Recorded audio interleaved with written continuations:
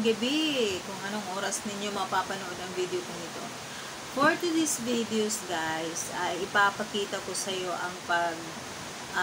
ang pagbibilang ko ng aking mga coins na naiipon ko mula nung mag-open ako ng aking munting candle. Ano kasi, yung kita ko araw-araw guys, kasi hindi naman maraming bahay dito sa amin. Kunti lang bahay to. 5 yata or 6, tapos may tindahan pa dun sa dulo, may tindahan pa dun. Yung suki ko lang halos yung 3 bahay na nasa kapaligid ko. Ngayon guys, kapag Sunday at saka Saturday, yun ang malalaki-laki kong binta kasi maliligo sila sa may ilog. Ilog kasi dun sa baba ng aking kantin. Tingnan na, narinig nyo, bumabaha. Ang kita ko niyan guys, pag Sabado, Domingo ay 1,000 or more.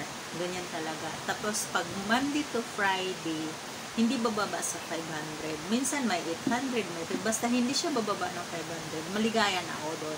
Tapos pagkagabi guys, ang ginawa ko, yung mga nagbibilang tayo, di ba? Nagbibilang ako ng aking binta sa buong araw. Yung mga coins naman, kinukuha ko lahat. Yung 20, yung cheese, yung buo ba? Yung coins na 10 pesos at saka 5 pesos. Maliban sa piso, hindi ko na siya kinuha. Kinukuha ko yung naiiwan sa kinukuha ko yung mga natirang coins sa pag-change ng mga namimili guys. Tinatago ko siya araw-araw. Tapos, hindi ko talaga siya gagamitin kapag namimili na ako. Parang savings ko, siya ang savings ko araw-araw. Ngayon, nung nag-open ako, diba, 29 ng September 29. So, ano ngayon? 16. Puno na siya, guys. Maliit lang yung nilalagyan ko. Ito, oh.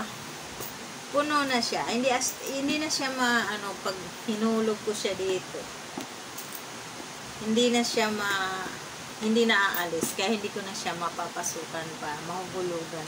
Kaya napagpasyahan ko, nagawan ko ng content, tapos to inspire ba sa mga nagbibinta dyan na kailangan araw-araw mayroon tayong savings. So, ngayon, puno na siya guys.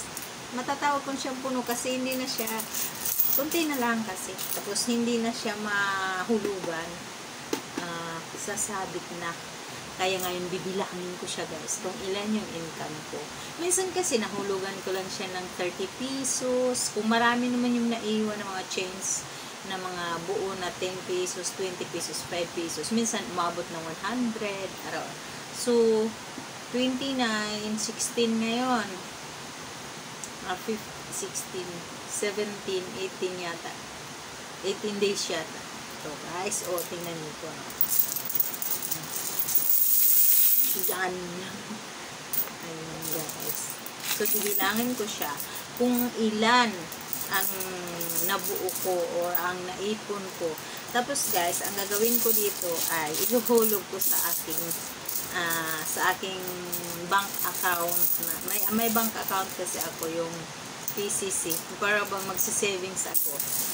Doon ihuhulog ko. Siya ang matatawag ko na aking gain or ganansya dito sa amin. Ewan ko sa Tagalog ko na. Yun guys.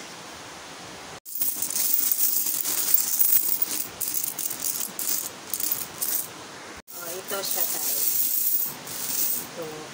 Ito guys ang aking kita or income. Yung mga natitirang coins. Diba? Dami. Ngayon, bibilangin ko siya guys. I-encourage ko yung lahat ng yung mga small business. Mga katulad ko ng mga konti-konti lang yung mga binta nila.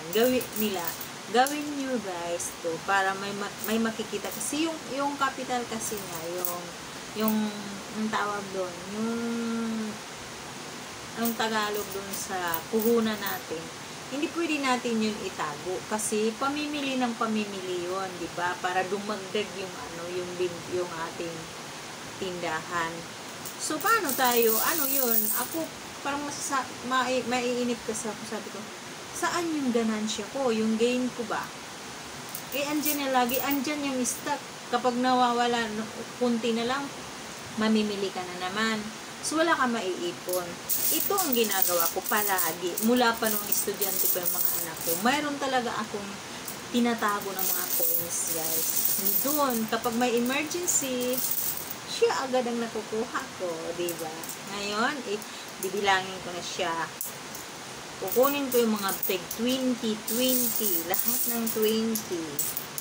Maganda to, guys, kasi pag in case of emergency, hindi naman tayo mayaman. Doon sa mga small lang na mga tindahan. So, mayroon tayong makukuha. Hindi makukunan yung puhunan natin. Diba? Yung tindahan natin, laging full pack, laging puno.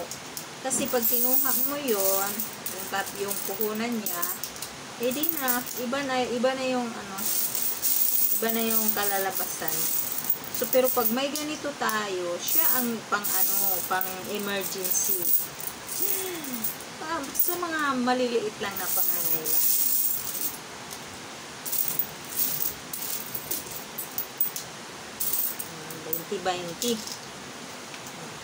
$20 yan, guys. Oo.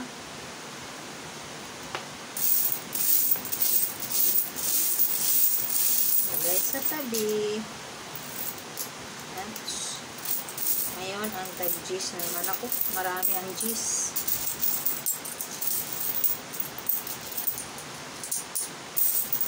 Kasi, pag di ko siya binilang, mabigat na. Oh, matagal nang alkansya ko to, guys. First year pa lang yung anak ko. Teacher na yun ngayon. Ito pa rin siya. Ang may lending kasi dito sa amin na nagpapautang, tapos pabibilhin ka niya nito. Ito, guys, pa to yung nag-aral pa yung anak ko ng first year college pa siya. Ito, kinuha ko. Tingnan niyo, guys. Nakatapos na yun ang pag-aaral. Tapos, may anak na siya. Isa, teacher na siya ngayon. Dito pa rin yung yung alkansya ko na binili ko sa kanya. Ito kasi kasi lending naman talaga yung yung puhunan ko mula pa noon. Tapos, nangyak-yak ako, guys. Nung nag-aaral pa siya, mahirap kasi wala kami mga trabaho ng partner ko. Yun, nag-utang ako sa lending, tapos kumuha ako nito. Pinag-business ko yung nautang ko, tapos pinapaaral ko. Itong ginagawa ko, araw-araw naglalagay ako ng mga coins. Yan, hindi para ipunin para family or savings. Kung hindi, ipapadala ko sa anak ko na nag-aaral. Every Friday or Saturday magpapadala ako. Kung ilan ang laman nito, yun lang. Hindi naman siya nagre-reklamo kahit mapadalhan ko siya ng 300 every week. 300, 400. Minsan kung malaki-laki na yung 500, guys. Malaki na yun. Pero kadalasan kapag kunti 200, okay lang yun sa kanya. Dumidiskarte siya. Kaya ito siya. Ito ang remembrance ko nung nag-college yung anak ko. First year college, kinunan ko na siya nito. Kumuha ko. Ito pa siya. Ay, nakakaiyak. Naiiyak ako sa story ng buhay ko. Hanggat hindi yan, guys, hanggat kaya pa niya, ihuhulugan ko talaga siya. Ihuhulugan ko. Hanggang kaya pa niyang kumain ng coins.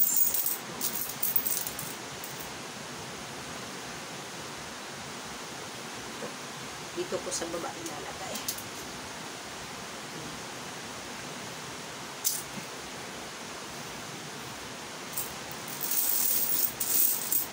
Kaya dyan, guys, lalo na yung mga vendors sa mga tabi-tabi, yung nagbibinta ng mga sigarilyo, money, ano pa dyan. Gawin ninyo to.